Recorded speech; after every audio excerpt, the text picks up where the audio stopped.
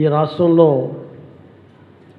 మరి ముఖ్యంగా తెలుగుదేశం పార్టీ కుటుంబ సభ్యుల ద్వారా, అమరావతి రైతుల ద్వారా 5 కోట్ల ఆంధ్ర ప్రజానీకం ఏదైతే గౌరవాన్ని, అభిమానాన్ని నా మీద చూపెట్టారో, ఈ గౌరవం, అభిమానం చెక్కు చెదరనిది. ఏదైతే వైఎస్ఆర్సీపీ వాళ్ళు నన్ను ప్రలోభపెట్టడానికి కోట్లాది రూపాయలు పణంగా చూపెట్టారో, దానికి దీనికి ఆకాశానికి భూమికి ఉన్నంత తేడా.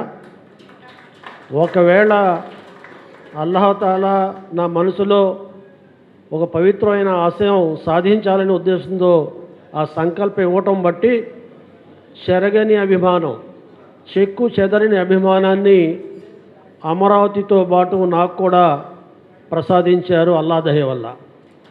ఇది కేవలం తెలుగుదేశం పార్టీలో నేను చిత్తశుద్ధిగా పనిచేస్తున్న దానికి ఒక ప్రతిఫలంగా ఒక్క పైసా కూడా ఖర్చు పెట్టకుండా నేను శాసనమండలి సభ్యుడు అవ్వటం, ఆ తర్వాత అవకాశం వచ్చిన తర్వాత శాసనమండలి చైర్మన్గా ఇవ్వటం పార్టీ నాకు ఇచ్చిన ఒక వరం, ఒక అవకాశం.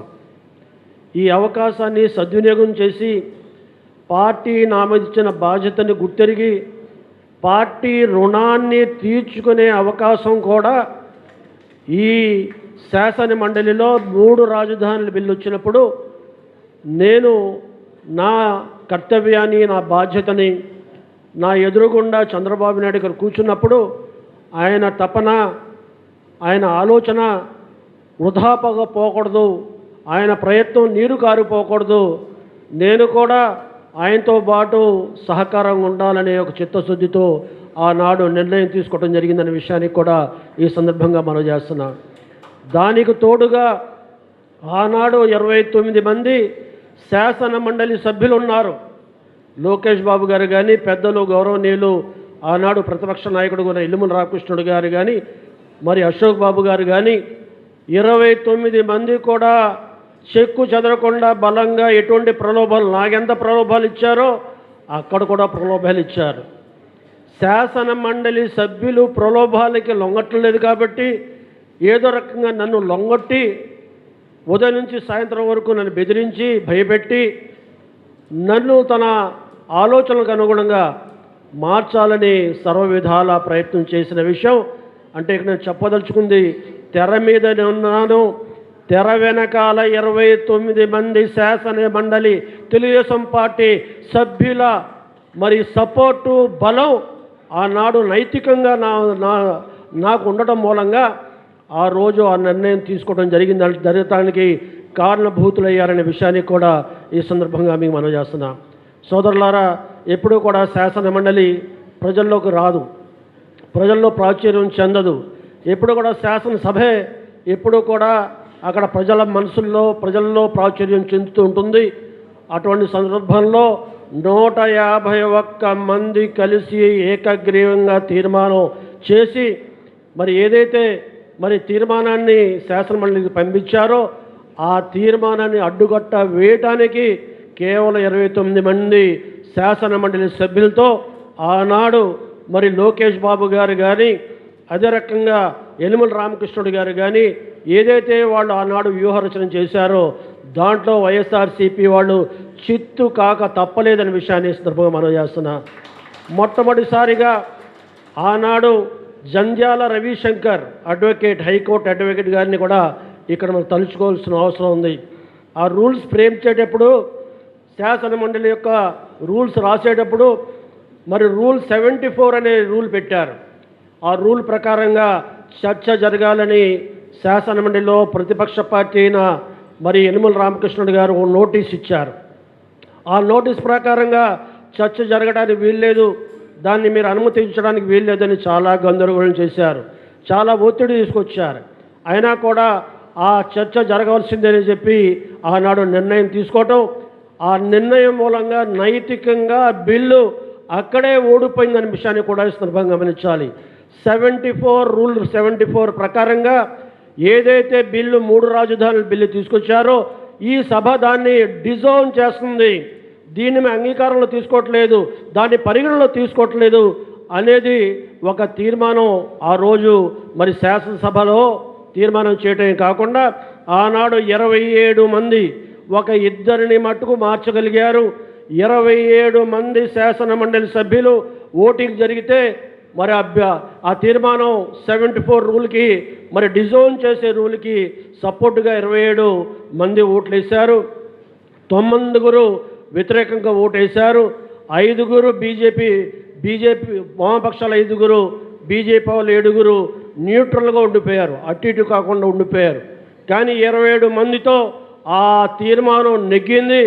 ఆ రకంగా ఏదైతే 3 రాజధానుల యొక్క బిల్లుని ఆ సభ, నాటి సభ శాసన మండలి దీన్ని మేము ఓనప్ చేసుకోవట్లేదు, దీన్ని మేము వ్యతిరేకిస్తున్నాం, డిజోల్వ్ చేస్తున్నాం అనే 75 రూల్ ద్వారా మొట్టమొదటిగా తీర్మానం చేసి ఆ రకంగా నైతికంగా కూడా ప్రభుత్వానికి చెక్ పెట్టే అవకాశం ఆ సందర్భంగా జరిగింది.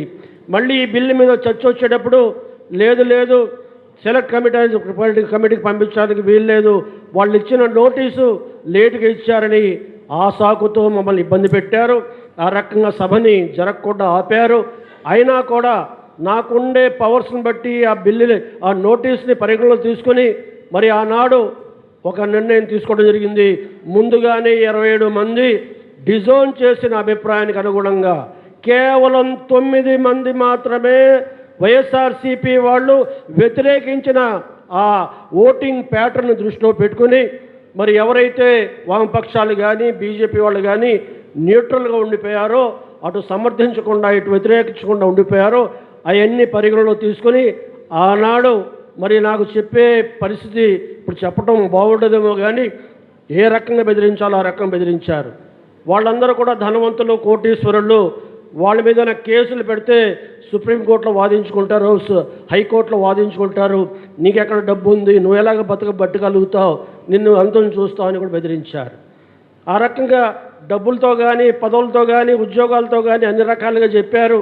నేను ఒకటే చెప్పాను, ఏదైనా చేయాలనుకుంటే నేను రూల్ ప్రకారంగా చేస్తాను, దేనికి తలొగ్గే పరిస్థితి లేదు, రూల్ ఎలాగుంటే అలా చేస్తాను, మీరు నా మీద ఒత్తిడి తీసుకురాకండి అని గట్టిగా చెప్పిన తర్వాత అయితే రూల్ ప్రకారంగా చేయండి, మీరు అయితే ఆమోదించండి, లేకపోతే దీన్ని రిజెక్ట్ చేయండి అని చెప్పారు. అలా కూడా భయపెట్టించారు. నాకు ఎవరైతే అక్కడ శాసన మండలిలో నాకు ఉండే సిబ్బంది ఎవరైతే ఉన్నారో ఆ సిబ్బందిని కూడా నా దగ్గర రాకుండా, ఎటువంటి సలహాలు ఇవ్వకుండా, ఎటువంటి సూచనలు ఇవ్వకుండా నా దగ్గరికి పొలిమేరలో కనపడకుండా చేశారు. మరి తెలుగుదేశం పార్టీ పరంగా అచ్చెన్నాయుడు గారు కానీ, అదే రకంగా సత్యప్రసాద్ గారు కానీ నా దగ్గరకు వచ్చి కలిసి మాట్లాడిన వెంటనే మళ్ళీ తండోపతండాలుగా వాళ్ళందరూ వచ్చేసేవారు. ఒక్క ముఖ్యమంత్రి తప్ప మిగతా వాళ్ళందరూ వచ్చి నా రూమ్లో కూర్చొని అన్ని రకాలుగా ఇబ్బంది పెట్టారు. అయినా కూడా అల్లా దయ వల్ల నమాజ్ చదువుకుని అల్లాహని ప్రార్థించుకొని ఎలా సత్యం వైపు ఉండే రకంగా నా కాళ్ళని నిలకడ చేయి, సత్యం వైపు నేను తీర్పు చెప్పే రకంగా నిర్ణయం తీసుకున్నాను. నన్ను ఆ బలపరచు, ఆ ధైర్యాన్ని ప్రసాదించమని నమాజ్ చేసుకుని ఆనాడు కూర్చొని ఆ రకమైన నిర్ణయం తీసుకోవడం జరిగింది. అయితే ఆ నిర్ణయం తీసుకున్న వెంటనే ఏ రకంగా ప్రవర్తించారో ఆ రోజు కనుక విజువల్స్ ఉంటే ఈ వైఎస్ఆర్సీపీ పార్టీని ఎవరు కూడా నమ్మేవాళ్ళు కాదు. కుర్చీల మీద ఎక్కారు, బెంచీల మీద ఎక్కారు, నా టేబుల్ దగ్గరకు వచ్చారు, నానా మాటలు చెప్పారు, ఏకవచనంతో మాట్లాడారు, తిట్టారు. నేను బయటికి వచ్చేటప్పుడు మరి బచ్చుల అర్జునుడు పాపం, అదే రకంగా మన అశోక్ బాబు గారు, వీళ్ళందరూ నాకు తోడుగా వచ్చి బయటికి వెళ్ళటానికి కూడా అవకాశం లేకుండా వచ్చేటప్పుడు, నన్ను బయటికి వెళ్ళేటప్పుడు ఎవరైతే ఒక మంత్రి ఉన్నారో ఆయన మంత్రి నా కులం పేరుతో కాకుండా నా పుట్టుక మీద కూడా ఆయన మరి మాట్లాడటం కాదు, నా గుండెల మీద చేతులతో కొట్టాడు. ఆ రకమైన పరిస్థితులు కేవలం సత్యం కోసం, ధర్మం కోసం, న్యాయం కోసం, ప్రజల పక్షాన నిలబడ్డ చంద్రబాబు నాయుడు కోసం సహించి ఓర్పుతో, సహనంతో మళ్ళీ బయటకు వచ్చి సభా గౌరవం పోకూడదు, సభా గౌరవాన్ని కాపాడాలనే ఉద్దేశంతో వాళ్ళ మీద ఎవరి మీద కక్ష పెట్టుకోకుండా వాళ్ళు మళ్ళీ ప్రయత్నం చేశారు. మా మాట వినలేదు కాబట్టి ఈ శాసనమండలిని రద్దు చేస్తామని బెదిరించారు. రద్దు చేస్తానని చెప్పడమే కాకుండా తీర్మానం కూడా చేసి కేంద్రానికి పంపించారు.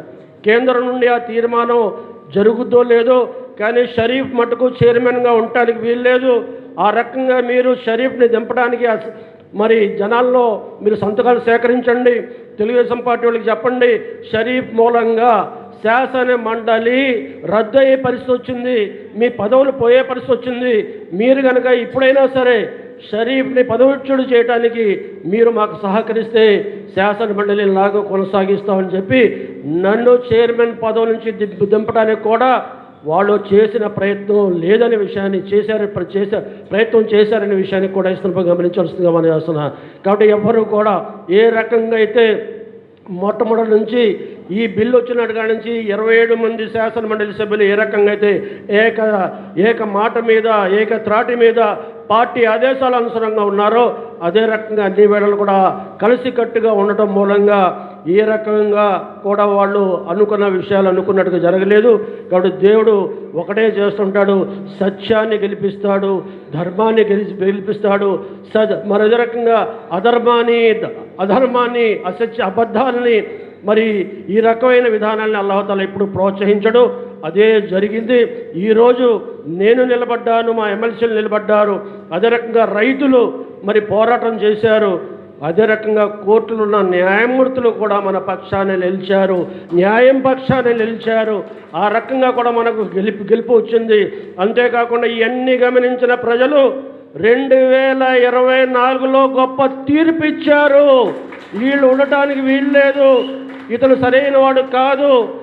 మేము మండలిలో చేసిన తీర్పు కానీ అదే రకంగా హైకోర్టు ఇచ్చిన తీర్పు కంటే పెద్ద తీర్పు ఇచ్చి ఆయనని శిక్షించారు.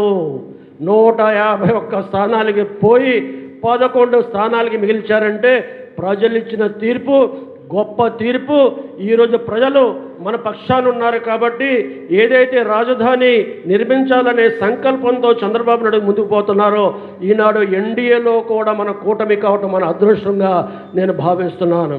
అటు మరి ఎవరైతే జనసేన నాయకులు మన పవన్ కళ్యాణ్ గారు, నరేంద్ర మోడీ గారు ఈరోజు ఈ రాజధాని పూర్తిగా మరి నిజ రూపంలో రావడానికి దాని సహకారం అందించారు. ఈరోజు పార్లమెంట్ ఉభయ సభల్లో కూడా మరి తీర్మానం చేసి రేపు చట్ట రూపంలో కూడా చట్టబద్ధత కలిగే విధంగా ఈ ఎన్డీఏ కూటమి మనకు సహకరించిందంటే ఈ రాజధానికి తిరుగులేదు, అమరావతికి తిరుగులేదు. ప్రజా రాజధాని, ప్రజలు కోరుకున్న రాజధాని. ఈ రాజధాని కలకాలం ఉంటుంది. మన పిల్లల భవిష్యత్తు కోసం ఇది మనకి ఒక మరి ఏ రకంగా అయితే హైదరాబాద్ ఈరోజు ఉందో ఆ రకంగా ఉపాధి అవకాశాలు ఇవ్వడానికి, మన ఆదాయాలు పెంచడానికి, మన గర్వకారణంగా చరిత్రలో నిలిచిపోయే రకంగా ఈ రాజధాని ఉంటుందని నేను మనస్ఫూర్తిగా విశ్వసిస్తూ ఏదైతే గెలుపుందో ఈ గెలుపుని ప్రజల్లో మనం పంచుకోవాలి. ఈరోజు చంద్రబాబు నాయుడు సాధించిన ఈ విషయాన్ని మన నలుగురిలో చెప్పాలి. ఆ రకంగా వాళ్ళ ఆనందాన్ని కూడా మనం పంచుకోవాల్సిన అవసరం ఉంది.